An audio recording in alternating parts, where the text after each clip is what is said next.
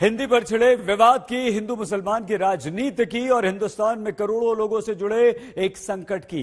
तो आइए सबसे पहले बात हिंदी की। कुछ दिनों पहले अभिनेता सौरभ शुक्ला के नाम से एक फर्जी पोस्ट शेयर की जाने लगी, जिसमें कुछ लोग झूठे ढंग से ये बात उनके हवाले से बताने लगे कि आरआरआर और केजीएफ जैसी फिल्में बनेंगी तो हमारे लड़के गुटखा ही बेचेंगे ना। सौरभ शुक्ला साफ कर चुके हैं कि ऐसा उन्होंने कतई कभी नहीं कहा, लेकिन यह बयान खूब वायरल हुआ। और क्या इसीलिए क्योंकि इस समय देश में दक्षिण की फिल्मों की कमाई, कलाकारी, निर्देशन के मुकाबले हमारी बॉलीवुड की फिल्मों, हीरो और तकनीक काफी पीछे छूट रहे हैं। और तभी बॉलीवुड बनाम दक्षिण के सिनेमा के विवाद में हिंदी को लेकर अब यह बड़ा विवाद छिड़ जाता है। आपके शब्द आपके एक्शन से मेल नहीं खा रहे और आपके एक्शंस आपके शब्दों के साथ मेल नहीं खा।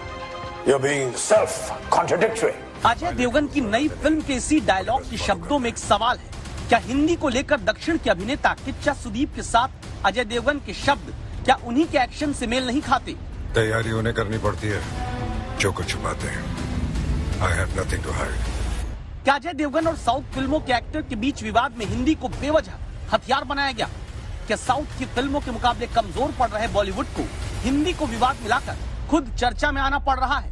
वैसे न्यूज तो आप देख ही रहे होंगे। ये न्यूज वाले जितनी तेजी से ऊपर उठाते हैं उतनी ही तेजी से नीचे भी गिराते हैं। गुरुत्वाकर्षण, the law of gravity. तो क्या खबरों में आकर ही बॉलीवुड के कलाकार दक्षिण भारत के सिनेमा के आगे उठना चाहते हैं, क्योंकि बॉलीवुड की फिल्में पिछड़ रही हैं? 2021 में बॉलीवुड और दक्षिण के सिनेमा जगत से बनकर आई टॉप फिल्मों का कलेक्शन अगर देखें तो पिछले साल सूर्यवंशी ने 298 करोड़ का कारोबार किया। फिल्म 83 ने 193 करोड़ रुपए कमाए। सलमान खान की फिल्म अंतिम 58 करोड़ रुपए कमा पाती है, लेकिन इसके मुकाबले 2021 में ही आई पुष्पा 321 करोड़ रुपए कमाती है, मास्टर 209 करोड़ रुपए और वकील साहब 119 करोड़ रुपए। Violence, violence, violence. I don't like it. तब क्या कमजोर पड़ते स्टारडम, ओटीटी पर नए सितारों के उदय और दक्षिण के सिनेमा की धमक के बीच अजय देवगन की फिल्म की रिलीज से पहले हिंदी ही विवाद में हथियार बना दी गई, जिसमें हिंदी को राष्ट्रभाषा बताने और कभी राष्ट्रभाषा न बनने देने के बढ़ चुके विवाद को हवा मिली अजय देवगन के इस ट्वीट से, जिसमें उन्होंने लिखा, किच्चा सुदीप मेरे भाई, आपके अनुसार अगर हिंदी हमारी राष्ट्रीय भाषा नहीं है तो आप अपनी मातृभाषा की फिल्मों को हिंदी में डब करके क्यों रिलीज करते हैं? हिंदी हमारी मातृभाषा और राष्ट्रीय भाषा थी, है और हमेशा रहेगी। जनगणमन। अजय देवगन ने ये ट्वीट किच्चा सुदीप के इस बयान के आधार पर किया था। इसे जरा ध्यान से सुनिएगा। Hindi is no more national language. So which is the national language today? Which is the national language? No national language. Correct? So what is pan-India? Just because ನಾವು ಕನ್ನಡ ಮಾತಾಡ್ತಾ ಇದೀವಿ ಅಂತ ನಾವು ಆ ಟರ್ಮ್ ಹಾಕ್ಬೇಕಾ ಪ್ಯಾನ್ ಇಂಡಿಯಾ ಅಂದ್ಬಿಟ್ಟು? ಅರೆ ನಮ್ಮ ಸಿನಿಮಾ ನಾವು ಎಲ್ಲ ಕಡೆ ಬಿಡ್ತೀವಿ, ನೋಡೋದು ಬಿಡೋದು ಜನಕ್ಕೆ ಬಿಟ್ಟಿದ್ದು, ಪ್ರಯತ್ನ ಪಡೋದು ಮಾತ್ರ ನಾವಿರೋದು.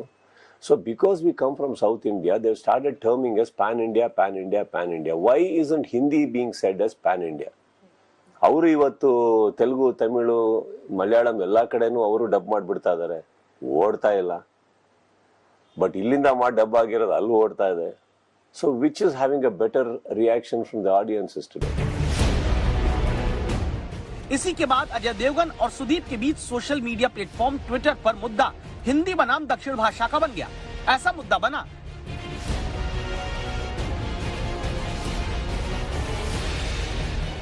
जहां किच्चा सुदीप के एक वीडियो के आधार पर हिंदी बनाम दक्षिण भाषा को लेकर अजय देवगन ने एक ट्वीट में सवाल उठाया।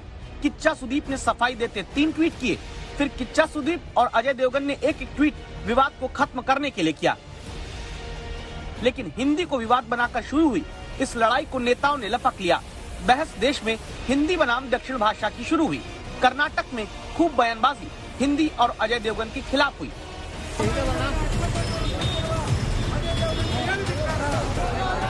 बेंगलुरु में अजय देवगन के खिलाफ प्रदर्शन हुआ। हाथ में तस्वीर लेकर प्रदर्शन करने वाले कर्नाटक रक्षक दल के लोग हैं। कन्नड़ समर्थक इन कार्यकर्ताओं को हिरासत में लेना पड़ा।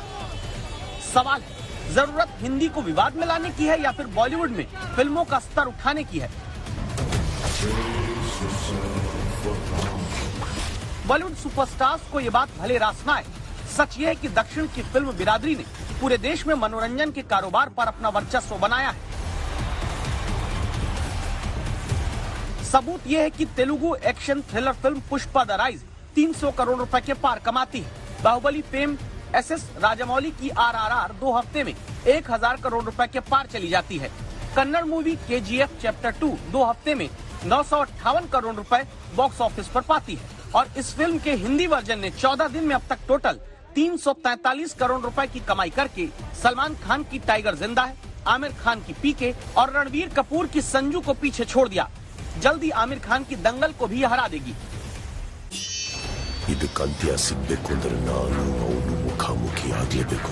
दरअसल साउथ इंडस्ट्री साल दर साल बेहतरीन कहानी, डायलॉग वाली यूनिक स्टोरी लेकर आ रही है, जबकि बॉलीवुड पिछले कई सालों से रीमेक, बायोग्राफिकल फिल्मों में फंसा है।